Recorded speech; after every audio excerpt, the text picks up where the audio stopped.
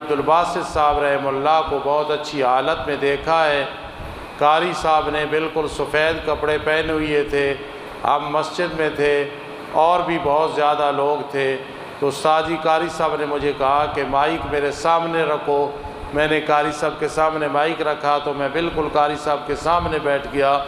قاری صاحب نے سورہ یوسف کی بہت زبردست تلاوت کی تو میں بھی بہت زور زور سے رونے لگا، قاری صاحب بھی بہت زیادہ رو رہے تھے۔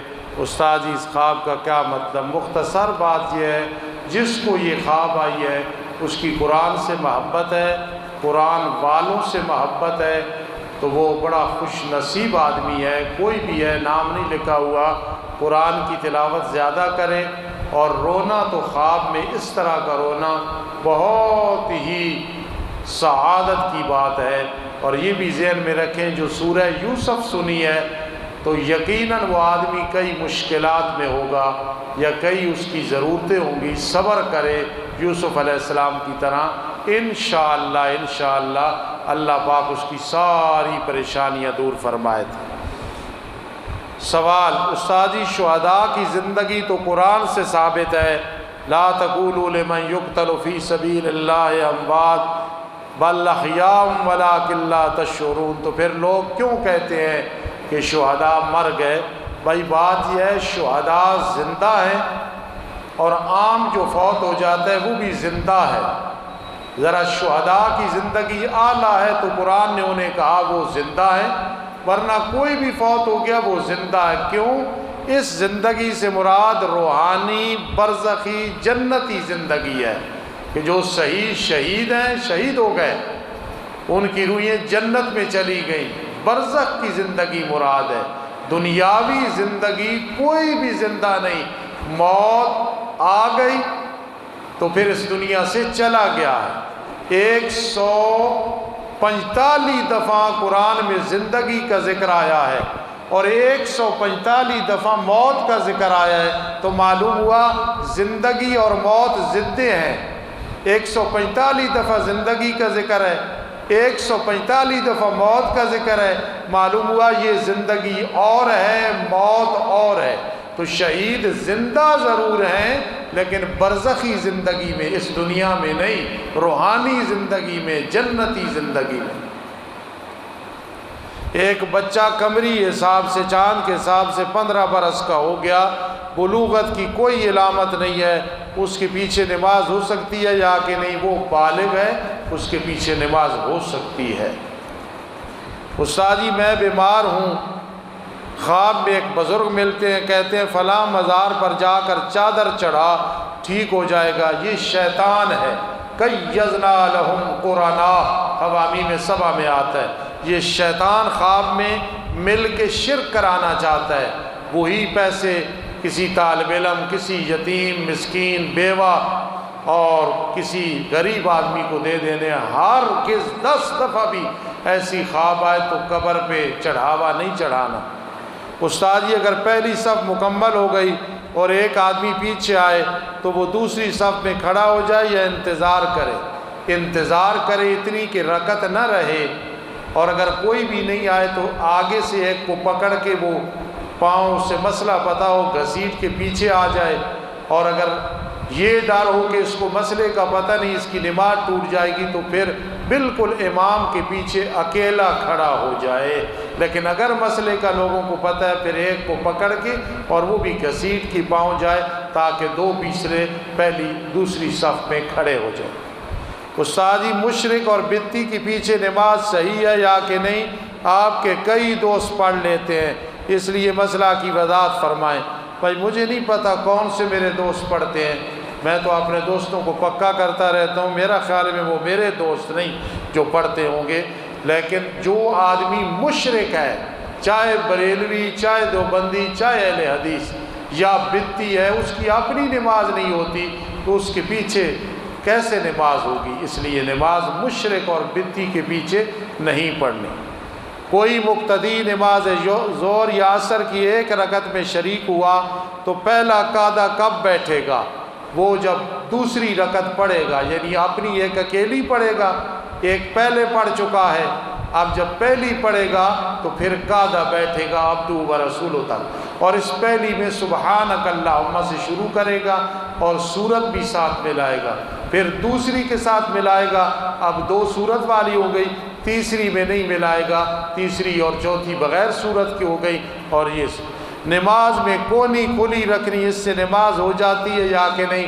کپڑا پیچھے رکھ کے جتنی بھی جلدی ہو کپڑا آگے کرو، اس سے نماز مکروہ ہو جاتی ہے، ثواب پورا نہیں ملتا۔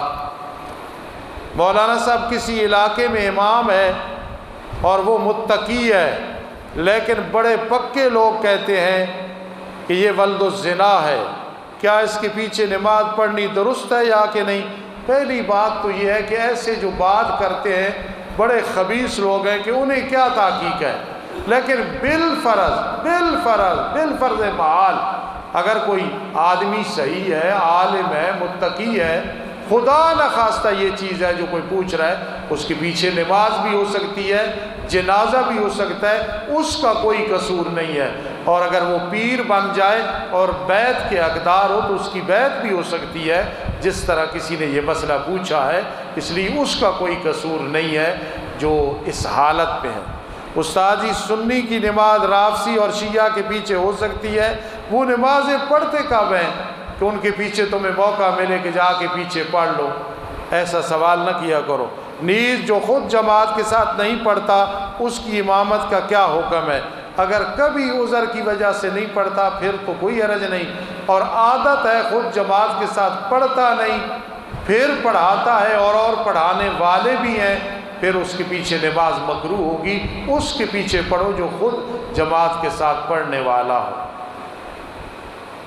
میں کراچی اپنے سسرال کے گھر جاتا ہوں تو کیا وہ میرا وطن اصلی ہے؟ نہیں، سسرال کے گھر اگر اپنا وہاں ذاتی مکان وغیرہ نہیں تو نماز قصر پڑھنی ہے جب تک 15 دن کا ارادہ نہ ہو۔ اور اگر عورت اپنے ماں باپ کے گھر جائے تو بھائی جب اس کی شادی ہو گئی ہے 15 دن کی نیت سے جائے تو ٹھیک، ورنہ قصر پڑے گی۔ ہاں اگر وہاں ذاتی مکان ہے تو پھر اس کا وطن وہ اصلی شمار ہوگا اور پوری نماز پڑھے گی۔ الحمدللہ رب العالمین والعاقبۃ للمتقین والصلاة والسلام علی رسول محمد وآلہ واصحابہ اجمعین۔ اے رب کائنات ہمیں ایمان کامل نصیب فرما، ہمیں اعمال صالحہ کی توفیق نصیب فرما، ہر گناہ سے محفوظ فرما، ہر گناہ کی نفرت ہمارے دلوں میں ڈال دے۔ اللہ یہاں اگر کوئی ایسا بیٹھا ہے جو کبیرہ گناہ کرتا ہے یا صغیرہ پہ مواظبت کرتا ہے، اللہ سب کو ہدایت دے دے۔ اللہ ہماری ٹوٹی پھوٹی نیکیوں کو قبول فرما دے۔ اللہ قرض ایک ذلت کا جھنڈا ہے، مقروضوں کو قرض سے فارغ فرما دے۔ بعض اوقات بیماری عذاب ہوتی ہے، بعض اوقات امتحان، جو بھی بیمار ہے اللہ شفا عطا فرما دے۔ اللہ جو بے اولادیں ہیں ان کی جو زندگی ہوتی ہے بڑی بے قراری والی اور ایک سخت ضرورت محسوس کرتے ہیں، سب بے اولادوں کو اولاد عطا فرما دے۔ جن کی اولاد نافرمان ہے اللہ انہیں فرمانبردار بنا دے۔ اللہ مہنگائی کا دور ہے، غریب الحال کی زندگی گزارنی بہت مشکل ہے، ہر ایک کے لیے غیب سے اسباب پیدا فرما دے، برکات کا نزول فرما دے۔ جن کے بچوں اور بچیوں کے رشتے نہیں ہو رہے اللہ غیب سے اسباب پیدا فرما دے۔ اے اللہ تو جانتا ہے اس مجمع میں سب سے پہلے کس کا جنازہ اٹھنے والا ہے، کون قبر میں جانے والا ہے، کس کا کفن دکان پہ پہنچ چکا ہے۔ اللہ خاتمہ بھی ایمان فرمانا، اندھیری کوٹڑی میں عذاب قبر سے محفوظ فرمانا۔ اللہم اغفر لنا وتب علینا انک انت التواب الرحیم۔ اللہم اغفر لنا وتب علینا انک انت التواب الرحیم۔ ربنا ظلمنا انفسنا وان لم تغفر لنا وترحمنا لنکونن من الخاسرین۔ یہاں ایک میرے بھائی بیٹھے ہیں، دوست جو بھائیوں سے بھی مجھے عزیز ہیں، زندگی میں بہت ہمدردی اور تعاون کرتے ہیں۔ اے اللہ ان کی زندگی دراز فرما، صحت عطا فرما، ان کی اولاد کو اے اللہ پریشانیوں سے محفوظ فرما، انہیں لمبی زندگی عطا فرما۔ ہم جتنے بیٹھے ہیں اللہ سب کو لمبی زندگی صحت والی عطا فرما۔ اللہ ذلت والی موت نہ دینا، عزت والی موت عطا فرمانا۔ اللہم ارزقنا شہادتا فی سبیلک و وفاتا فی بلد حبیبک۔ اللہم ارزقنا شہادتا فی سبیلک و وفاتا فی بلد حبیبک برحمتک یا ارحم